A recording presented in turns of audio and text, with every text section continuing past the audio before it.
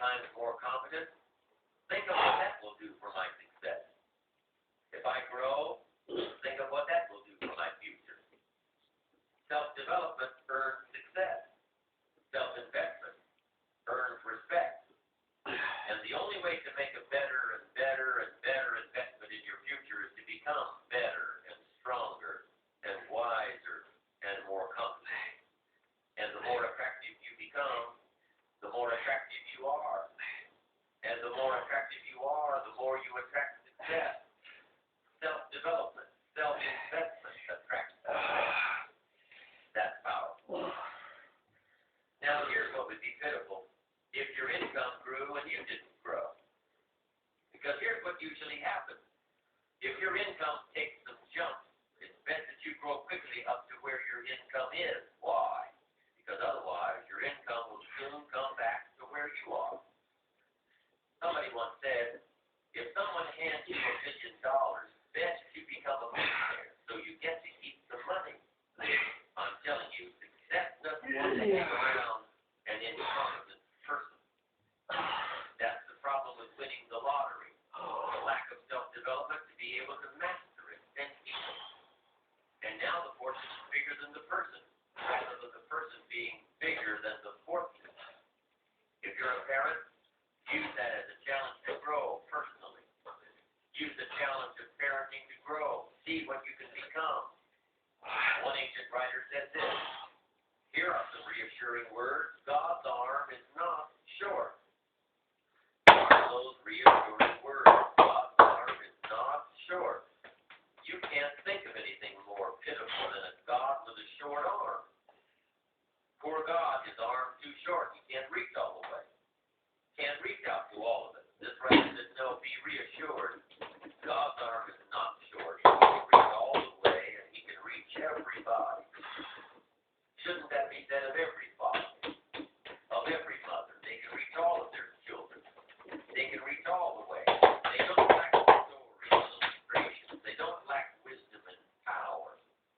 And the only way you can become that kind of parent, the only way you can keep up that process is by personal development, by becoming better than you are, stronger than you are, wiser than you are, becoming, growing, so that your investment grows. As your children grow, you grow. Your power grows, your influence grows, your wisdom grows, your command of the language grows. You see, that's what's challenging. To be involved in a situation that makes you grow. If that situation is success, keep growing to be bigger than your fortune. If that situation is failure, keep growing until you're bigger than the problem. Keep growing, keep becoming, keep doing it until. Now, there are two qualities that can increase your chances of success. Two very important qualities. Number one, number two, persistence. Let's talk about patience for a moment. Patience is what? Learning to handle the passing of time. Now, once you had an appetite for success and you start going for it, now you've got to learn to handle the passing of time. Here's why. It takes time. It takes time to build a corporate work of art. It takes time to build a symphony orchestra with flawless music and harmony that sends you on flights of ecstasy. To be remembered long after the orchestra has shut down and the lights have gone out. It takes time to put harmony together. It takes time to build a life. It takes time to build an enterprise. It takes time to get through school. It takes time to develop and grow. So give your enterprise time. Give your business time. If you're in management, give your people time. If you're a parent, give your kids time. Don't be too short, too quick. Give them time. Now, not forever, but time. It takes time. Here's the ultimate challenge. You've got to have patience with yourself. It takes time to make changes in habits and discipline.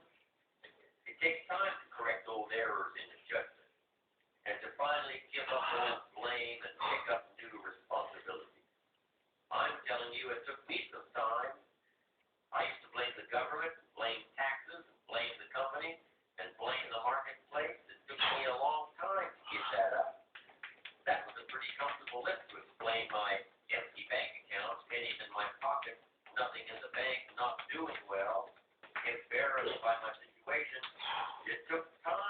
give that up and only blame myself.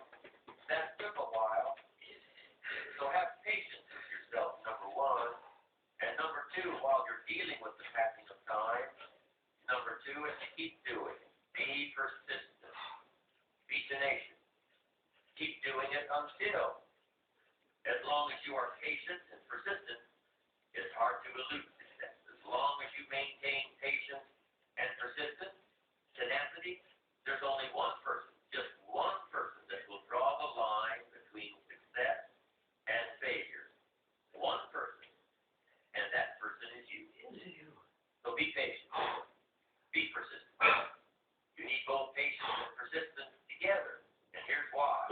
Lack of patience is probably the worst enemy of ambition. While your ambition keeps growing, keeps moving, keeps looking for new ways to succeed, impatience tends to grow frustrated. Impatience won't allow for persistence. Impatience wants to give up. Impatience calls discouragement failure. But your ambition won't let you give up so easily. Not if you're persistent. What others may call failure, ambition calls a learning opportunity. A chance to make adjustments along the charted course to success. Ambition knows something else too. Ambition knows that the longer the achievement is in coming, the more value it is. Let me give you a few aspects of patience, some examples that might help illustrate just how valuable it is. There are 6 aspects of patience, and here's number 1. Knowing when an opportunity is right and when more preparation is needed. Let's say you're opening up a restaurant specializing in fresh seafood. You're all excited to get going, get the money coming in, instead of it all going out. You're all excited. So because you're all excited, you want to open early. Your impatience gets the best of you. And so you do, open before your scheduled grand opening. The customers start coming in. They're all excited about this new great restaurant. And everybody wants fresh seafood. They're all ordering fresh seafood from the menu. But now you panic. You haven't got any. You're not ready. The fresh seafood won't come in for a week.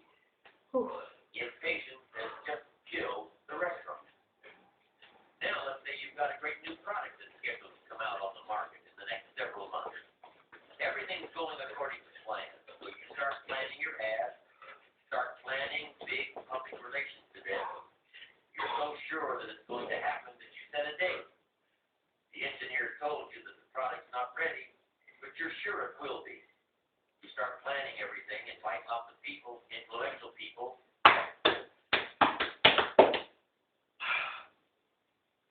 You're sure it will be.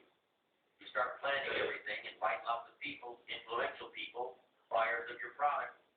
You're so excited that you went ahead without the product actually being done. Come the week of the grand unveiling, the engineers come to you and say it still doesn't work. Your impatience just lost you credibility in the marketplace. That's number 1. Be patient in knowing the difference between when the opportunity is right and when more work needs to be